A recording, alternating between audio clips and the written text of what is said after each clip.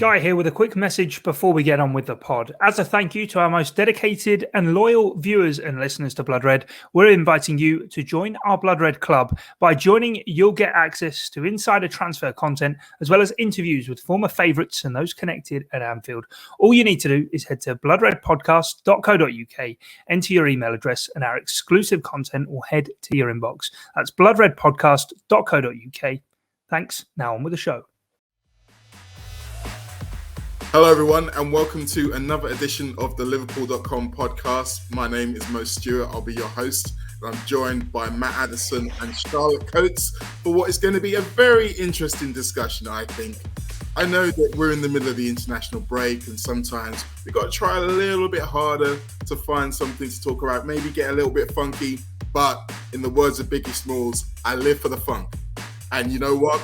Yesterday, while watching England against Andorra, something came to me. I looked at that team sheet. I saw Trent Alexander-Arnold, Jordan Henderson, Jude, Bellingham as a three in midfield. And I thought, I wonder could we ever see that for Liverpool? So that's what we're going to talk about today. We're going to break it down and look at each of those three and discuss whether or not it's a viable option to see them play together in the Liverpool midfield. So I think, Matt, we should probably start with the skipper, seeing as he's the one who's already in the Liverpool midfield, and he's just signed a new contract. So, by all intents and purposes, it looks like he's going to be there for a while. But we have to address the elephant in the room, which is his availability over the last season or so hasn't been great. Now, there's a certain element of us kind of almost compromising on what he wants to maybe secure his signature for at least the next 2 years. But do you think that it's a little bit more up in the air of how long we're going to have Jordan Henderson for?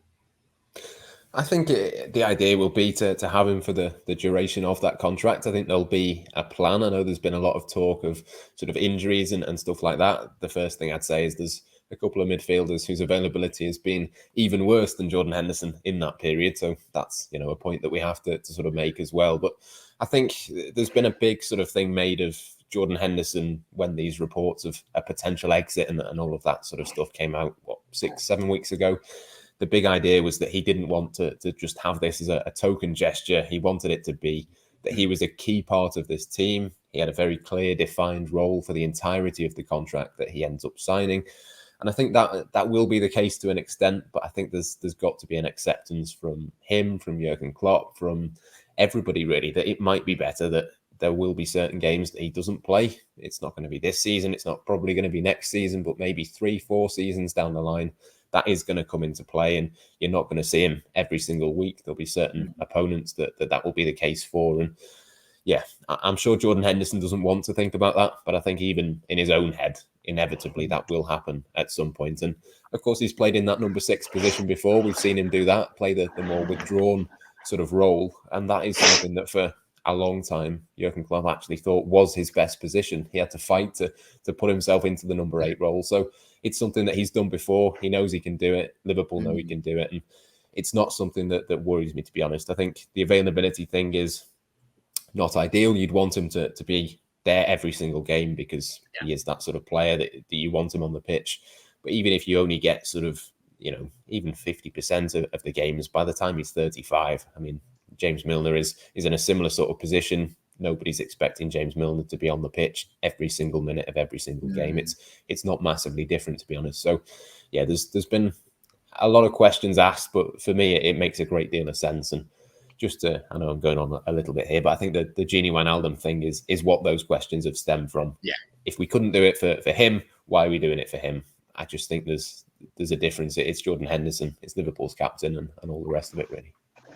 That is an interesting point, though, because Matt's right, Charlotte. The Gini thing has been brought into this Henderson conversation simply around availability. And I do agree with a lot of what Matt said. I don't think we're necessarily right now in the era where Klopp's thinking he might have to pick and choose. But one thing I did want to flag up, we mentioned last season, Jordan only made 28 appearances in all competitions, which you can say maybe that's just one bad season. He made 40 the last 2.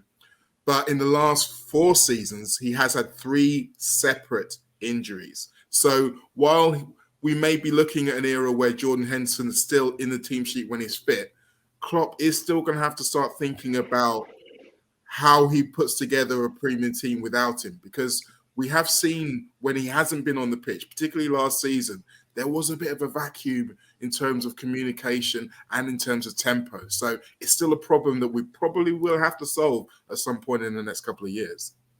Yeah, of course. Signing a midfield enforcer could be like to replace him, to replace that voice, that experience that he has in the middle could be important for Klopp in the next couple of years, because no matter how good Fabinho is, like, he doesn't come across as the most like captain material sort of player.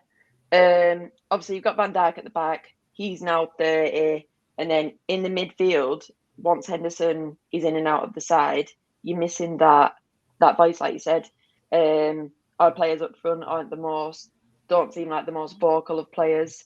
And it was noted when it was behind closed doors that when we had our players out, our key players, that we were quiet.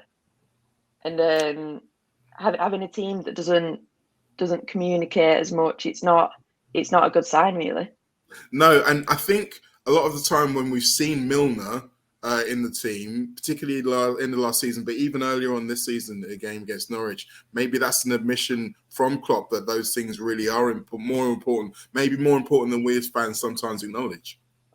Yeah, especially when you've got a young lad in the side like Harvey Elliott, 18 years old. You need someone next to him who's going to be guiding him through the game. Like he was playing on the right side with Trent, who's only 22 himself, very experienced, but he's only young.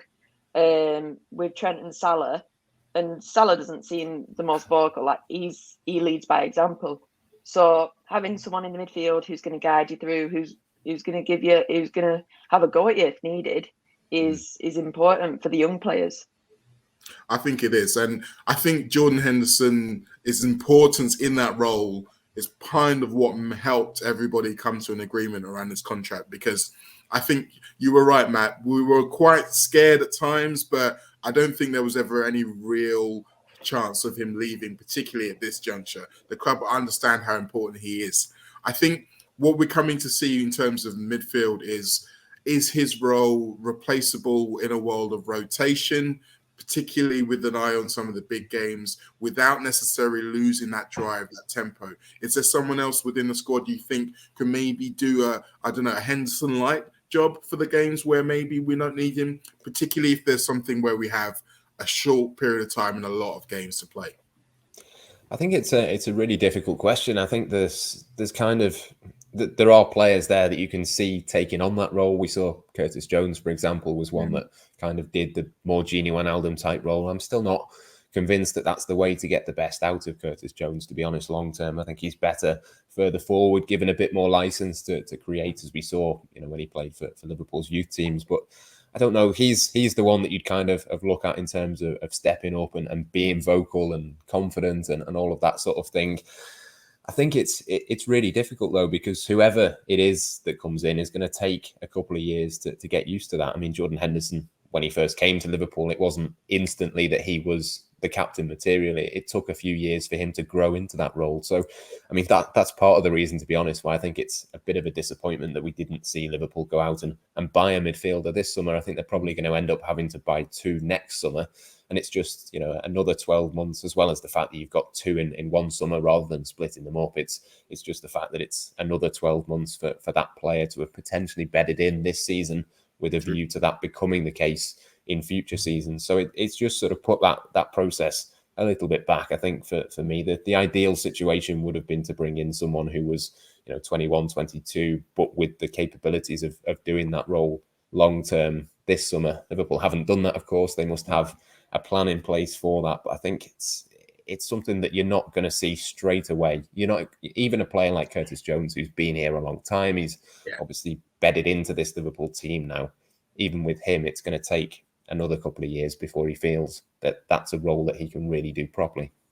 Yeah, I mean, it's one thing to be cocky and gobby, but it's another thing to be cocky and gobby and to know the team system inside out and to be able to give the right information at the right time. So yeah, a couple more years learning under Hendo's feet. I'm sure Curtis will grow into that role. But in terms of another midfielder coming in, I do agree with you. I do think Liverpool have caused some problems for themselves. What I wonder, potentially, with Borussia Mönchengladbach having a terrible start to the season, potentially maybe out of Europe by January, you never know. We might try and bring that one forward. But that's for another show. We will move on to the second official Liverpool player out of this trio, which is Trent Alexander-Arnold. Now, Charlotte, we've been hearing the Trent in midfield shouts pretty much forever. He did start in the Liverpool youth team playing in midfield. It was then kind of encouraged to go to right back because there was a clearer path to the first team. He's since taken that role and ran with it, become one of the best in the world at it. And yet there always seems to be this element of people who want to put him into midfield. He's done it once for Liverpool back in 2018. I feel like that was a little bit of the end of the Lord Mayor's show kind of a game where it didn't really matter. And then obviously England played Andorra. He didn't really pull up any trees in either of these games. Now, this is a small sample size. I'll give him some credit for that. But how do you feel about it? Do you think this is unnecessary? Do you think this is a natural progression for Trent, or are you just happy where he is? I don't really feel the need to move him because, especially in a Liverpool shirt, because we're getting so much out of him in that position where he's picking up the ball, and in that right back position, you get more time on the ball than you do in midfield. In midfield, you don't get as much time. So from right back, he's able to pick a pass. And now, as we've seen this season, his position is evolving. Like, he's coming inside more into the midfield role, as if he would be playing in that role anyway. So he's evolving his game. He's picking up deeper positions where he can cross the ball. But there's also the problem that if they did move him into midfield, then who do you put at right back? You'd have to go out and sign someone to replace what we had at right back, because we've got, like you said, we've got one of the best in the world. So if it pretty much whoever we put there, other than Trent, it's going to be a downgrade. So if you've got someone that good in a position, then why move him? I'm clearly of the same opinion as well. You can probably tell by the fact that I was doing this all the way through what you were saying.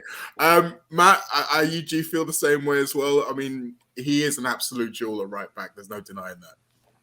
Yeah, the whole system for Liverpool is built around it. I think it makes a lot of sense actually for England. I know it didn't quite work against Andorra, but I think for England, with so many right backs in Gareth Southgate's squad, I think it makes a bit of sense to put him in midfield and potentially do that job. But for Liverpool, there's no doubt in my mind, as long as Jurgen Klopp is Liverpool manager and the team is built around getting the ball to Trent and to Robertson, you're not going to move him. You're not going to put him in a different position. It would require a complete change of setup and a complete change of thinking, really. And it would be just a gamble. You're not going to get a better player. You might get a similar standard of player in midfield rather than at right back, but he's the best right back in the world for me. I don't think you're going to get necessarily the best midfielder in the world. So it doesn't make a huge amount of sense. So yeah, it's not something I can see. The only thing that possibly would change that is if a new manager came in and wanted to play slightly differently.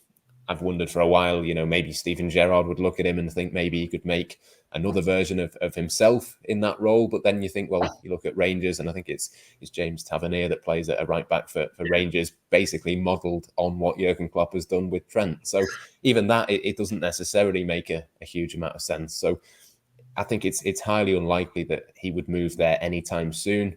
If he does do it, it's probably going to be the second half of his career rather than the first. And yeah, it's not going to be something that we see at Liverpool, certainly not for the next few seasons.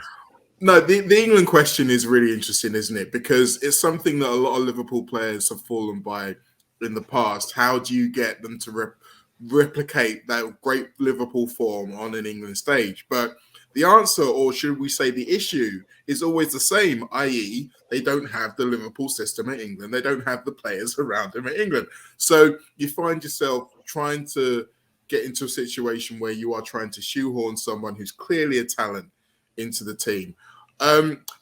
Charlotte, looking at it from a purely England perspective, they do have a lot of midfielders. They do have a lot of kind of creative, kind of ball-playing midfielders, a lot of whom are playing further forward who may end up regressing into the midfield. Whereas with right back, there are a lot of them in the squad at the moment, or a lot of names around the squad. Trippier's coming to the end of his career, as is Kyle Walker. Aaron Wan-Bissaka's probably still a level below. It kind of looks like it's going to be Trent or Reece James for the next 4 or 5 years. Is it almost he should kind of concentrate on that battle rather than trying to get involved in other battles in the other areas of the pitch? Yeah, definitely, because he trains there day in, day out. He knows that position like the back of his hand. He's breaking records for the assists he's getting from that position. He's being named in World 11s. Like, he shouldn't just be a name in the conversation for the position. He, like, in the summer for the Euro squad, it was like, oh, will he be included? It should have been a foregone conclusion that he was included. But people seem to think he's shaky defensively, which I don't see personally. Like, every left winger of note, he's done well against. When Liverpool won the Champions League, there was never a problem. But it seems to be picked up that he can't do it defensively. But I don't see it as being the case. I want to pick up on that as well, because it's something that annoys the hell out of me as well.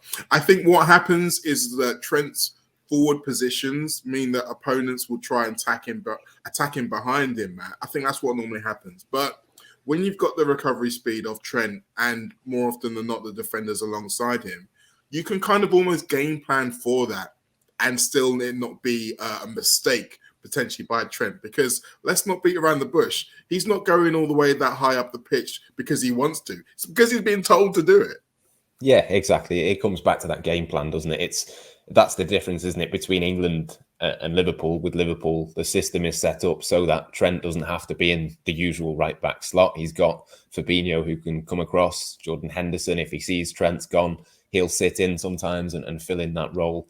It's that sort of rotation that you get with Liverpool. We know, obviously, that Jurgen Klopp sets them up in that specific way. And at times it can look like he's a little bit exposed. But yeah, as Charlotte says, there's no real evidence. It's just something that's been said enough times that it's kind of become true. And even on the commentary of the game yesterday, it was referenced fairly early on that he's maybe not as good defensively and this sort of thing. And it's one of those things that I don't think it'll ever go away. It's been said so many times now. I think some people just believe it to be true, even when the evidence isn't necessarily there. I think a lot of it, to be honest, is based on the game against Manchester United. I think it was Marcus Rashford, wasn't it, that got past him a couple of times. He wasn't dreadful on that day. It wasn't his best performance by a long shot, but that was what, three years ago, and we're still talking about that now. I mean, there's been plenty more opposite performances since then that kind of get discarded a little bit, I think. It's one of those things. I mean, for starters, I generally take into watching England games without listening to the commentary just for my own sanity. I should suggest to everybody do the same. But the whole Trent can't defend thing, it's one of those things where when I hear someone say it, I'm basically silently judging their football acumen from there on in. So be warned, if you're in a conversation with me and you bring that up, that's what I'm thinking.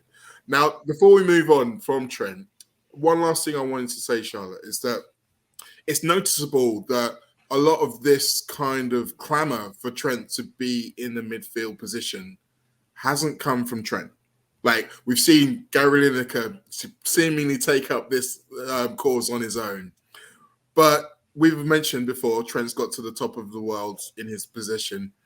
He's basically revolutionised, maybe along with Dani Alves, how people view the right back position. It's no longer something to be shunted out to right back. I mean, we all remember the classic line from Carragher and Neville. It's like, no one wants to grow up to be a Gary Neville. Everyone wants to be Trent now. He very much is at the forefront. So, I mean, is this kind of pointless? Does he even want to do it? Yeah, exactly. Like, if he had a problem with playing at right back, I'm sure he'd say something. He seems like a strong enough character. And like you said earlier, he did play midfield in the youth sides. So if that, he'll have seen the output that he gives to this Liverpool side from that position, from right back. So, like, why there's just no need to move him. Like, he's probably the best attacking fullback I've seen since Dani Alves. And he was like, I was thinking at the time, I'll never see anyone like him again.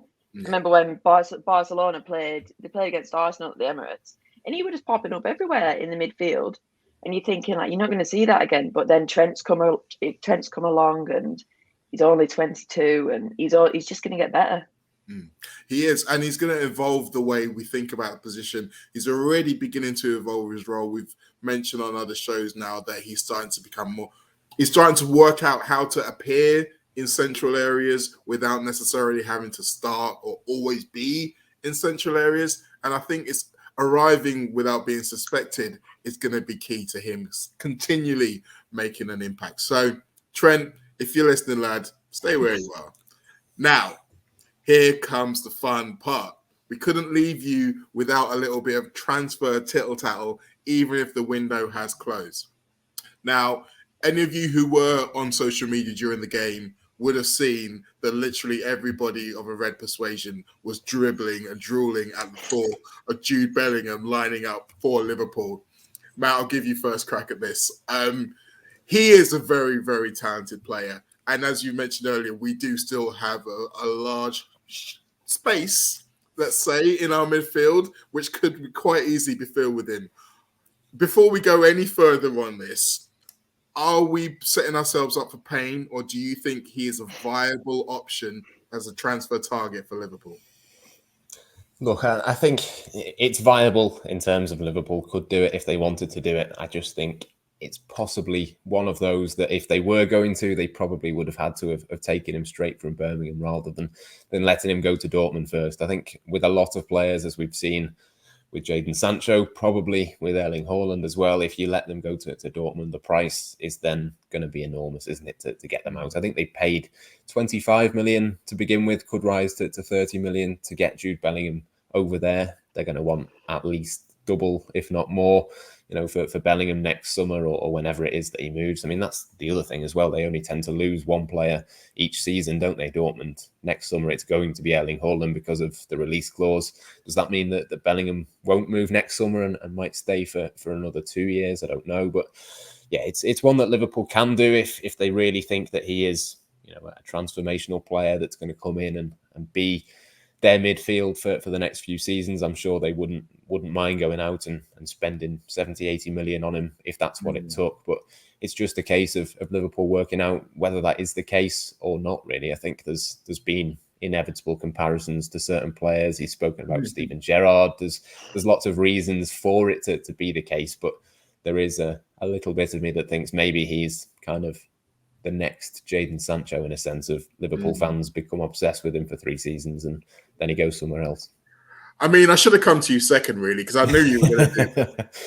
Okay, let's ignore Mr. Sad Sack for a minute there, Charlotte. Allow me to dream a little bit more. I'm really interested in this whole idea of the transformer or the transformative signing, because we have seen it in the past that these are the kind of players that Liverpool say, you know what? It doesn't sound like the kind of thing we normally do, but this time it's worth it. Very rarely do we ever think of those players being English. Now, part of that is because we as a country tend to overhype our players to the point of ridiculousness, which we may or may not be doing here. I just want to make that clear. But also, it's because the price is normally so inflated when it comes to English players.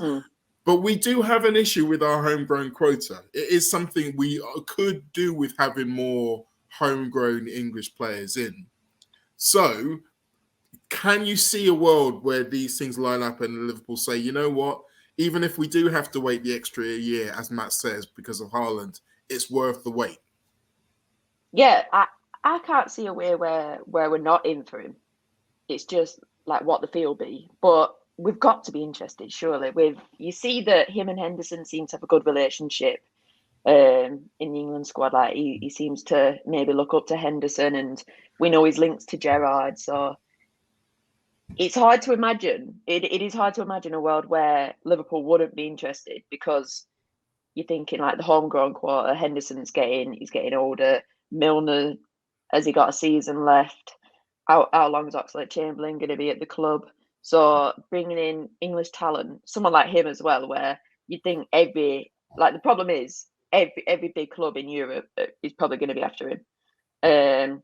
But you do feel that he will, he's got to come back to the Premier League, hasn't he? Well, back to England. play in the Premier League because he's going to be a monster, isn't he? I remember when we missed out on Dele Alli, and he were like lighting it up at Tottenham, and I was gutted that we didn't sign him. But now you're thinking of Bellingham, and if you saw him in a United shirt or something, it'd be horrible, wouldn't it? It wouldn't be nice. Yeah, I didn't need that. but Dele Alli is another really interesting comparison because I think he was another one whom, at the time when they were in the youth football, there was lots of talk of links to Liverpool. Liverpool didn't pull the trigger on that one, and for a long time lived to regret it. Obviously, he's still young now. Maybe his career hasn't necessarily kept up in the way that he'd wanted, but he's one whereby, if you think about the Liverpool midfield, that when he was in his peak, he would have definitely got into it. He would have definitely done some work for us. Okay, Matt. We'll take aside from the fact that Liverpool's may have already missed the boat with him. I'll take your point. But in a world where we are still in for him, and as Charlotte mentioned, there are going to be lots of other clubs all around Europe looking for him. And I think that maybe if you look at the fact that he's already in the England squad and probably will be a regular over the next couple of years, means that the draw to come home to England isn't going to be the same as it was with Sancho, because I feel like for Sancho, that's part of the reason he came home, was to get into that England side. He's not going to have that problem. So what is the big Liverpool pitch? What is it that we can give him that others can't? And what is it that we're going to be telling him to get him in that red shirt? I think you sell it to him on the basis of Steven Gerrard. Basically, he's the one that he's referenced plenty of times without being asked. So, yeah, come and be the next Steven Gerrard if you want. Come and be in that Liverpool midfield, play alongside Jordan Henderson, who, again, as Charlotte says before, it's a player that they clearly have a relationship with each other. They clearly have got to know each other a little bit with England. I'm sure that'll remain the case for the next couple of years, whilst Henderson's still involved in that side of things. And I think that's the way you sell it to him, is that he can come in and basically do what he wants with that Liverpool midfield for the next 10 years or so. There's obviously lots of other talented young players coming through. Lots of them are English as well. You think of Harvey Elliott and Cade Gordon and players like that. Again, these will be players that he will know from the England youth system and that sort of thing. So I think it wouldn't be that hard, to be honest, to sell the idea of him coming to Liverpool. I think he'd be fairly easily convinced in terms of that. He's obviously still young enough that after having done Dortmund, he could come to Liverpool and still have one more move in him at some point, maybe if he wants to go to Spain and maybe Italy or wherever it might be. I think there's enough time there to sort of put a plan in place for him, allow this Liverpool team to be built around him. But yeah, it will come down to the fee. It will come down to whether Liverpool are prepared to put on the table what Dortmund would need. But yeah, there's no doubt in my mind that if Liverpool have got the money to do it, they've got the desire to do it, they probably would do it, because there's no reason that he wouldn't want to come to Liverpool. There's no reason not to. I mean, we've all kind of tried, well, you guys have tried to preach an element of caution. I'm getting excited. I'm sorry. I just can't help it. And I do every time I watch him. And those of you who don't regularly watch the Bundesliga, I would recommend you watching the Bundesliga, because it's fun, but also because he's tearing it up on a weekly basis. So, John Henry, Tom Werner, if you are listening, hiya, thanks for listening. Get it done, please. So, I think to come to a conclusion, we are sure that at least one of them will be in the Liverpool midfield. There's another that probably shouldn't be in the Liverpool midfield, and a third who, if he is, we're all going to have a party. I think that's where we're at, right? That's fair, yeah. That's a fair assessment, I'd say. So there we are, Liverpool. We're giving you a little bit of advice, as we always like to, as to your plans. We don't know what your plans really are, but if you needed help, we are here to provide it. If you out there listening to this show have your own thoughts on the matter, maybe you completely disagree with us, maybe you think there's someone out there even better suited than Jude Bellingham for that position, let us know. I would love to hear that last one, by the way. Otherwise, we'll see you all again. Charlotte, Matt, thank you very much.